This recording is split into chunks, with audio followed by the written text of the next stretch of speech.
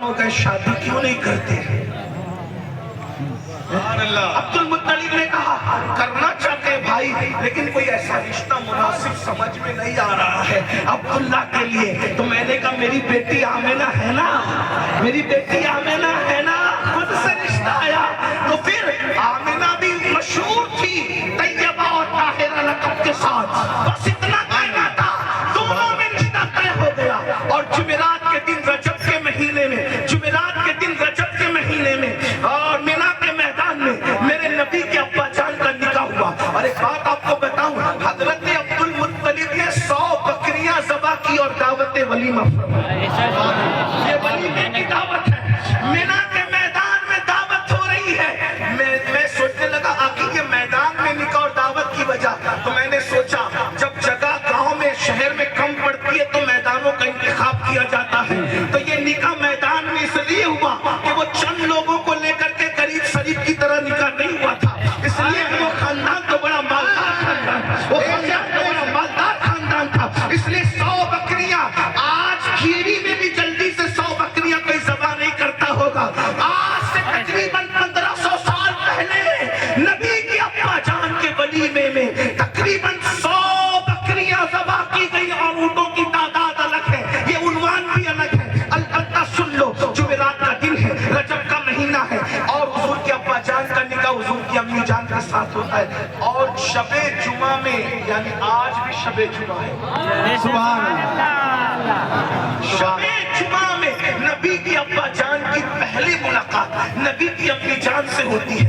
اور اسی شب میں پہلے ہی رات میں نور مصطفی حضرت عبداللہ کی پیشانی سے نکل کر حضرت آمینہ کے شکم میں آ جاتا ہے. اللہ اکبر. امام احمد ابن حنبل نے لکھا, شیخ عبداللہ محدث دہلوی نے لکھا, علامہ جامی نے لکھا, سرکار غوث اعظم نے لکھا, شاہ ولی اللہ نے لکھا, اسی طریقے سے میرے امام سیدی اعلیٰ حضرت نے لکھا کیا کہ شب جمعہ میں نور محمدی حضرت عبداللہ کی پیشانی سے نکل کر شکم آمینہ میں آیا. اس وجہ سے شب جمعہ شب قدر سے افضل ہو گئی, شب جمعہ شب قدر سے افضل ہو گئی. اور میرے امام نے تو مزید بڑی بات فرمائی, فرماتے ہیں کیا فرماتے ہیں, فرماتے ہیں شب جمعہ میں جو نعمت نور مصطفیٰ کی نصیب ہوئی اب قیامت تک کس کو نصیب ہو سکتی ہے. بلکہ یوں کہہ لیجئے کہ شب قدر میں جبریل آ رہے ہیں اور شب جمعہ میں نور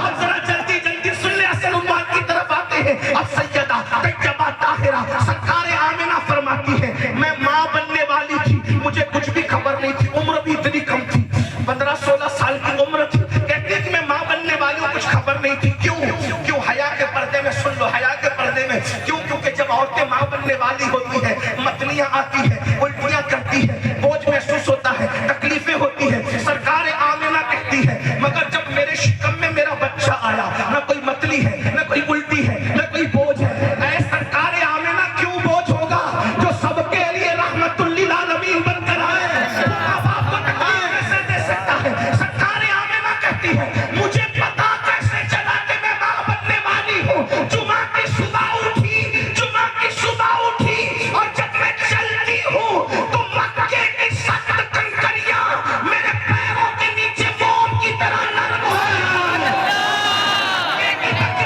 میرے پیچھے پیچھے چلتی ہے, یہاں تک کہ درختوں سے آواز آتی ہے الصلاۃ والسلام علیک یا رسول اللہ, الصلاۃ والسلام علیک یا رسول اللہ, الصلاۃ والسلام علیک یا رسول اللہ. کہتی ہے سرکار آمینہ مجھے ڈر لگنے لگا, مجھ پر کسی نے جادو تو نہیں کیا. ایسے میں شام دن بھر پریشان رہی, شام کو اپنے بستر پہ لیٹ گئی, ستارے میرے سر کے قریب آتے تھے, آواز آتی تھی الصلاۃ والسلام علیک یا رسول اللہ, الصلاۃ والسلام علیک یا رسول اللہ. زمانے میں آئے بہت آنے والے, کوئی غصہ آیا نہ وہ آنے والے,